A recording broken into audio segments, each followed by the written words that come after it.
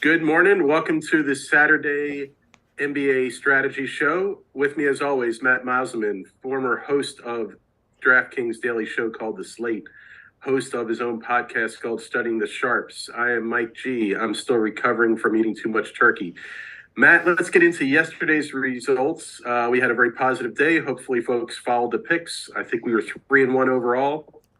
Which game you want to talk about first, just in a quick rundown from yesterday?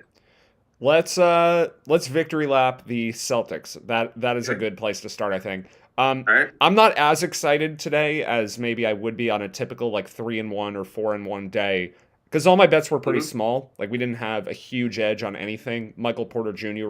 wound up not playing, so yes, for in terms of wins and losses, great day. But for transparency's sake, there were no mega bets. There were no 2-3 unit bets. It would have been We cool. actually did on my side. I actually did 2 units on the Nuggets. I felt really Okay. good about that one, even with Porter being a maybe. That one just seemed really solid. When we were on air, it was 3.5 was what we Right. got it at, and I think the fair line was 8. Yeah. And even if Porter missed, it was still 7. So I felt strong enough that one about that one for 2 units. But go ahead. What about the Celtics? That yesterday again, in case anybody didn't watch yesterday's show, Celtics against the Kings. Kings being the latest favorite team of a lot of folks, but we had Celtics as a strong. We had them a fair line of 10, and we got it at -7, I believe. Right? What did you Minus see? minus 7.5, but yeah, fair line of Right. like 10.2. Right. So it wasn't a huge edge, but seeing the Kings start to come back to earth, especially while the Jazz are coming back to earth, like I don't know if I could have emotionally handled the Jazz be showing how average they are without the Uh-huh. Kings simultaneously showing how average they are also. Because these are two Gotcha. average teams. Uh-huh. When Mike Conley is healthy, the Jazz will be better again. But for now, these are two average teams. So yeah, the Celtics are the best team in the NBA, and they should have been bigger favorites against Sacramento. And I didn't get a chance to see what the betting splits were right before the game, Mm-hmm. but just from kind of like seeing Twitter throughout the day, because I spend a lot of time just following beat writers and looking for injury news and all of that. So the other benefit I get from that is just like the sentiment around the league about certain games. And just about everyone who tweeted about this game was like, "Oh, this should be an exciting game. Like the Kings, hopefully Mm-hmm. can keep the momentum going." And there was no one who predicted a Celtics blowout. So I Gotcha. think a lot of people that probably translates into a lot of people having bet Kings +7.5 or +8. Okay. My guess is the Kings got more of the bets yesterday. Gotcha. So All right. Well, you th- say no one was saying a Celtics blowout except for this show yesterday. yes, So we'll take a mini victory lap on small that. victory lap. We were saying double digits, and the final was 122, 108. So it looks good. All right. What you want to talk about that Denver game real quick? Yeah, just to flag something to come back to later, though, Indiana beat Brooklyn last night, and we have All right. talked about Indiana making the play-in tournament for about a Yep. week now, Mm-hmm. and that's a pretty big game there that they just won. They're on a bit of a winning streak, so we'll come back to that. But yeah, let's go down to Denver here, who looked very good, and this is a pretty big future implication game too for the Clippers, who. Um, I think we've mentioned briefly on air about the Clippers being overvalued, but anyway, just specifically on that game, like this is a bad Clippers team without George and Kawhi, and Yep. even without MPJ, the Nuggets still should have been more than 3.5 point favorites. I think I'm remembering this right. The projected line falls to or fell to -6 from -8 without Porter. Mm-hmm. I actually wasn't home, so I didn't see what the closing line was. If I had to guess, though, it probably was under accounted for. So, like, I think if you bet this right before tip off, you were probably laying 3 instead of 3.5, but the projected line was 6. So it was still a bet. Like, I still feel good about the fact that Denver was a worthwhile bet at any point in the day with any of the Mm-hmm. news that we had. There Yeah, was an no, edge that's regardless. why I didn't even wait on this one. I was okay with this one at 2 units just because we actually hadn't seen a 3.5 versus 8. So again, the line for those who are kind of new to the show, the line that you could get while we were on air yesterday was Denver -3.5, and our model had it at a fair line of -8. So to me, that was a big enough edge. Even if Porter were sitting, I think we had it dropping to like -7. So it actually dropped a little more, but it still felt good enough. And I just a little bit of a bounce back game for Denver after they had lost to the Pistons. I thought they might have a little bit more edge to them. So that one worked out well for us as well. So you want to talk about my Sixers, or you want to talk about our favorite team to talk about the Lakers? Which game you want to talk So about let's next? see. I'm just trying to like make a note of this. So we flagged Indiana, and I definitely want to come back to LA. Yep. But one more thing about Denver, DeAndre Jordan didn't play again. And as that continues to happen, Denver is going to be undervalued for a bit because he is that bad that even in only 14 minutes, he is ruining the game for them. Yeah, no, and that was another thing that we did talk about on the show yesterday. I think he was projected for 6. So the fact that he was projected for so low minutes, we knew there was additional value on Denver. So if now he's just going to be that 12th man that never plays, they're probably will be looking even better and better, at least until the books catch up, maybe in a few days. Yeah. So that was the Denver game. Let's do Philly next. So when we do, we'll talk about LA, San Antonio yesterday, and then slide right into using that for today, since they have that weird back-to-back playing each other. So Philly, Orlando, on air yesterday, we were recommending to take Philly +2.5. They actually ended up winning the game relatively easily. Anything that popped out for you in that game? Yeah, so Wendell Carter Jr. got ruled out, and the line closed. I think Orlando -1. It was different across different sites, but I think the consensus line was about Orlando -1. So the Carter impact was properly accounted for. What was not properly accounted for was that Paolo Banchero coming back was given too much weight because he is a great NBA prospect and probably will play in many All-Star games, but he's a rookie, and for winning value right now, he just doesn't matter that much yet. Like there's no rookie in the league almost ever that, at least in the first third of the season, is going to be that important for wins and losses. Like, I don't have the data on what LeBron was like as a rookie, or what, some of like the league's greatest players. I think like Dwayne Wade had an especially good rookie season. In recent memory, I can't even really think of an example of a rookie who like put up great numbers on a good team. I don't think there's been many of them. I'd like to think there's something more recent. The one that always pops into mind is Tim Duncan, who it's not that recent. Right, that's what I'm saying. There has to be somebody more recent than that. Yeah. But yeah, I mean, Banchero is putting up great stats on a bad team, and he doesn't affect winning. So yeah, if the books and the public were thinking that mattered for the spread, power to them. We were on Sixers +2.5. Probably should have even thought about a little bit of Sixers money line, but yeah, we'll take the win at Sixers +2.5. So let's talk Spurs and Lakers. This was our one loss from yesterday. We were recommending Spurs at +3.5, and then the Spurs must have seen that we were betting that and decided to shoot 6 for 30 something from 3. But we did talk a little bit about Spurs pre-show today. They're really bad, but how do you feel about that bet? And then we'll shift right into that, because again, they have this weird back-to-back where they're playing the Lakers again today. Yeah. So I have this highlighted on the bottom: 6 for 33 from 3, 38 for 100, 38% flat from the field.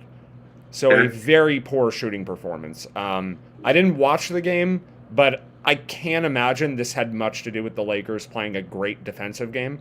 Maybe they did, and I don't have it in me to go rewatch that whole game. Probably that's just bad basketball that was probably played from. You don't want to watch a little Lakers Spurs as a preemptive of today's Lakers Spurs? No, I really don't. Because if I end up watching tonight's game, that'll have been enough Lakers versus Spurs for probably the next decade. That's good. Yeah, we don't need to see anymore. Gotcha. All right, so let's talk about today's game. Well, just before we do that, I want to talk about what happened with the betting line. with Sure, the go ahead. LeBron updates, because that was kind of what we were focusing on yesterday. Was Uh-huh. LeBron doesn't matter that much to the spread, but we might get a free point or two out of him being ruled in. Mm-hmm. First of all, LeBron was really bad in this game. You can see his full stat line there. He had 9 turnovers. Welcome back, LeBron. And he may have accidentally caused an injury to his team's best player, which I guess we'll talk about when we talk about the questionables or possible variance in this game.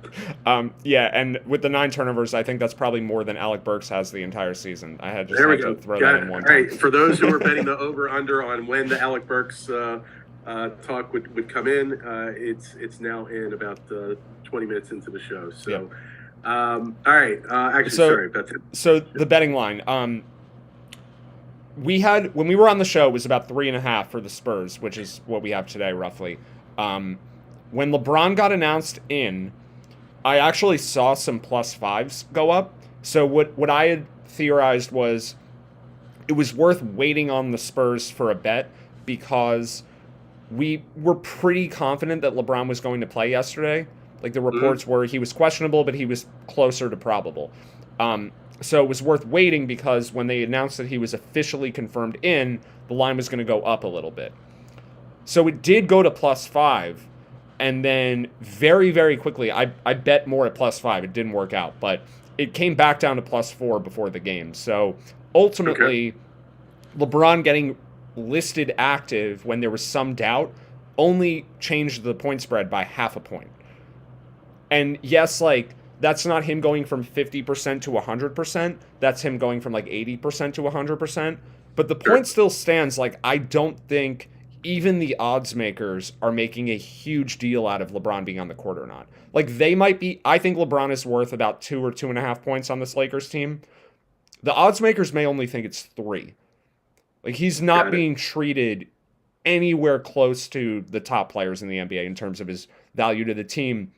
And 3 is like a pretty discouraging number, considering his backups are like Juan Toscano-Anderson and Lonnie Walker and Kendrick Nunn. Like, those are his backups, and he's still only worth, 2 to 3 points to the spread.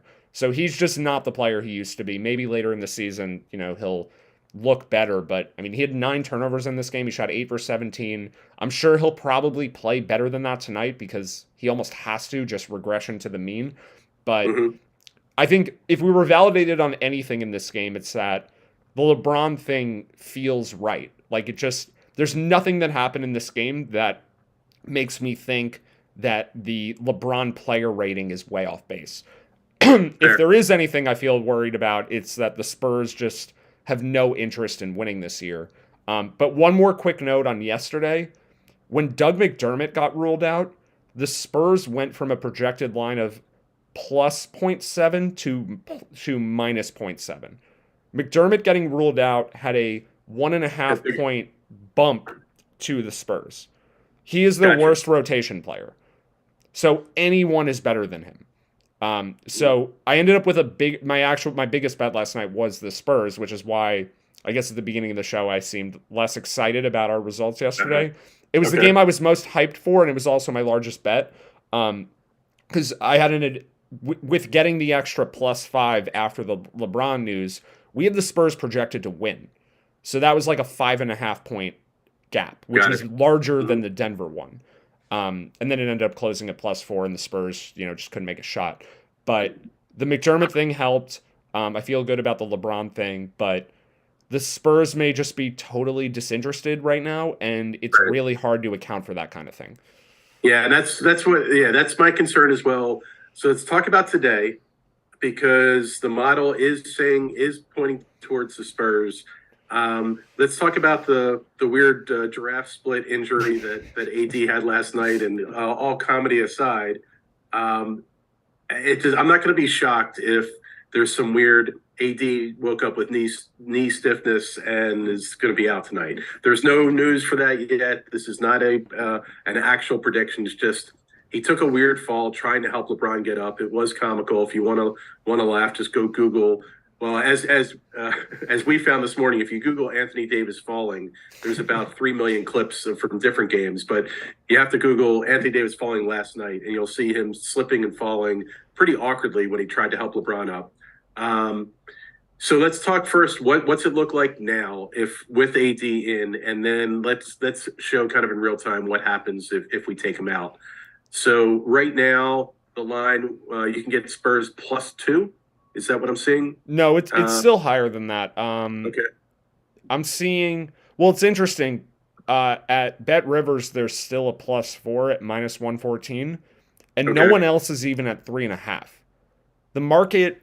I just want to double check this because that's pretty strange that they would be like a full point above everyone else. Well, I guess it's like 3/4 of a point with the juice priced in. Okay. Yeah, Bovada has it at 3 at -110. Every single book that I can find has 3 at about -110, except for MGM that has 2.5, and the Barstool, Bet Rivers, Unibet, which all use the same lines. You can get either +3.5 at -107 or +4 at -114, which I took both of those because one, they're just off market, so that's always like a good sign that you're getting a line that doesn't exist elsewhere. But we are showing value at +3.5, +4. It's not a bad bet. So I think both of those are. We're saying the fair line should be 1.3. Is that what I'm seeing? Yep. Okay. Lakers favored by 1.3. I think this is with Doug McDermott. Probably. I'm just going to very quickly check that because we could get McDermott ruled out again, and then the Spurs actually look better. This is with him projected to play. Gotcha. All right. So McDermott out actually improves the Spurs' chances, or improves their overall net rating. Yeah. Romeo Langford and Keita Bates-Diop are better basketball players than him. McDermott is a pretty good scorer that does literally nothing else. He's terrible at every other part of basketball. Like, he's pretty good at putting the ball in the basket, maybe just above average, but he can't pass or play defense or rebound or whatever. Yeah. So he's really bad. All right, for all you Creighton Blue Jays fans out there, sorry, we're sorry that we're crapping on. The guy can still score, but yeah, sorry anyway. Gotcha. All right, so so again, AD, just for showing folks how much impact he has. So if AD's out, what would that do to our fair line? Okay, so first things first on the Spurs, just like the indifference and motivation, and them just maybe being worse than the ratings. I'm going to mention the AD thing in just a second, but we already have a negative manual adjustment on the Spurs to try to account for some of that. And then the second thing here is when teams play each other 2 days in a row, I think there is some data to suggest that the losing team can do better to like regress to the mean for the second game. Just like because they're playing the same opponent again, it's easier to see what you did wrong, look at the tape, and like come back and play better. Okay. So I think, if anything, the Spurs should be like, here's what we did wrong. We're facing Davis again. We're going to position ourselves better against him in this way. We'll make this adjustment. There's kind of like that zigzag theory in NBA playoff series where the team that just lost is actually given a bit of credit by the odds makers, like usually by about a point or so, that they'll be able to adjust and play better in the next game. So, if anything, that last night's game helps us, doesn't hurt us. I'm not accounting for it at all, though. Okay, all right. Yeah, I guess all that makes sense if they're trying to win, right? If they're seeing these things and then they're telling their players, this is what we want to do differently. I never want to say, even with tanking teams, that they're trying to lose. The players that are on the floor do want to win. Yeah, the coach is still coaching to try to win, but usually the tanking teams they're putting bad players out. So it's only that. I think the motivation stuff, I agree, is totally overblown. Like if you watched Charlotte versus Minnesota yesterday, the guys on the floor for Charlotte were playing their hearts out. Like they were playing like it was the NBA Finals. And sometimes you just get that. They're young players and they haven't won in a while, and finally they're in a close game. And it's like, holy crap, we might be able to win one. Let's really do it. So I think we shouldn't we've probably already spent way too much time talking about motivation because ultimately, like, I just don't think this stuff matters that much. Gotcha. All right. So do we have a recommendation right now to bet the Spurs if you can get it at +4? Yeah, I think the +3.5 at -105 or -107, I like that. It's not, it's like a 1 unit bet. It's nothing crazy. +4 at -115, also fine. But to go back to Anthony Davis. Gotcha. So what do we see there? Anthony Davis is worth twice as much to the Lakers right now in terms of the point spread as LeBron. Part of it is because the Lakers' backup bigs are a lot worse than their backup guards. Dennis Schroeder is somewhat competent. They can play Austin Reeves, who actually has a positive, I think he has a positive player rating, or it's around neutral. Even without Beverly, they've got some guards who are semi-decent. If they have to play Thomas Bryant, Damian Jones, and Wenyen Gabriel in the front court all game, the team is going to be a lot worse. So, one, it's that Davis is just better than LeBron right now. I think he's way better. And if you've watched Davis play recently, you can really see that. And then secondly, the backups for Davis are worse. So the 4-point estimate that I have for Davis here might even be a bit on the low end. Like if he gets a rest game tonight, the Spurs could be favored by like 3 points. Gotcha. Like the odds might even make them the favorite by that much. I don't think he's going to sit though. It's just if he does, it's a really big deal. Agreed. It's more, this is one of those, if you're around, if you're monitoring Twitter, if you hear news and are able to act quickly, if you can still get that Spurs +3, Spurs +4, that's a really good bet if AD is out. Yep. And even if LeBron's in, like, again, right. It would be great if they both rested tonight and the Spurs rest nobody. But yes, Davis is the most important Laker to monitor by far. Gotcha. All right. Anything else in the Lakers-Spurs game to talk about, or did you? Yeah. Well, we have to monitor the Spurs also sitting players. Okay. There's no one listed questionable for this game. I have Davis and Poeltl here not because they're the two guys that are most likely to sit. They're the two most important players that could sit. Fair. I'd be surprised if like Trey Jones ever gets a rest game. I think if he's got a nagging injury, sure. He's a young player though. Like they're not going to rest him. At least not this early in the season. But Poeltl, I'm not seeing a big him. Trey Jones. Yeah, Trey Jones load management is not getting a whole lot of talk these days. I don't believe so. Right. If we're in game 79 of the season and the Spurs are playing Houston, like okay, we want to lose that one. Let's hold him out. But right now, no way. Mm-hmm. Gotcha. But okay. Poeltl is a guy they want to trade. I'm sure. Like we're assuming, but I think it makes a lot of sense. It's a back-to-back for him, and he has also missed some games recently, so he may not be 100% to begin with. So my biggest reason for hesitation about betting the Spurs right now is not because I think they're way worse than the ratings. It's because we don't know if Poeltl is going to be out tonight. Like the most likely player to miss this game for either team, in my opinion, besides Doug McDermott, who, we actually prefer he's out. But of the players who are good, the most likely player in this game to not play tonight is Poeltl. Okay. So we have to be a little careful with this one. Right. So, yeah, certainly don't go overboard if you are betting Spurs early. Certainly nothing more than 1 unit, maybe even a half unit, and then seeing what else is happening with the news. All right. Let's talk OKC Houston. Yeah. So we chatted about this briefly pre-show. My initial thought, without looking at anything, was I would have thought that our model would have been favoring OKC more than it is. So what is it? Excuse me. What is it about this game? What is Giddey still not getting a positive rating? Why is Houston, which is clearly one of the worst teams in the league, why are they still hanging in there? We're not saying it's a Houston bet, but I just would have thought that our model would have had this as an OKC bet. So what's keeping it from saying that? So the OKC team rating is about 1.5 to 2 points lower than it was a week ago. And the reason for that is because Darius Bazley is back. This is like it's more complicated than just that, but this is the short version of why we don't have value on the Thunder. Is because Isaiah Joe, who I know you like, and Razorbacks. Yep, go ahead. And Kenrich Williams. Mm-hmm. And I guess Aaron Wiggins to a lesser extent. These are like okay basketball players. Mm-hmm. They have slight negative ratings. Darius Bazley is horrible. and he was injured for a while, but he's Mhm. back now. He's a really young player. He's a guy. Actually, maybe he's not even that. Yeah, I think he's like 24, but he's young enough that they still want to try to develop him. Okay.